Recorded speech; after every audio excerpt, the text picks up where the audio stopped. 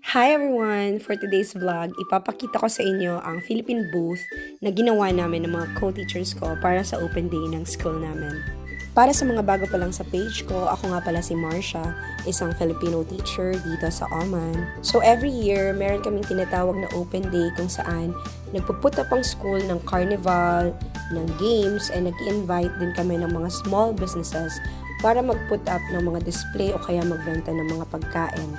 At ito nga ang isa sa mga highlight ng aming open day kung saan ang bawat teachers from different nationalities is kailangan mag-display ng mga items or mga bagay na magre-represent sa kanilang bansa. Mabilisang preparation nga lang din yan kasi sobrang dami din namin activities for that week. And we would like to thank the Philippine Embassy here naman sa pagpapahiram sa amin ng mga gamit na i-display namin dyan sa aming booth. And that's it for now. See you again on my next vlog. Bye!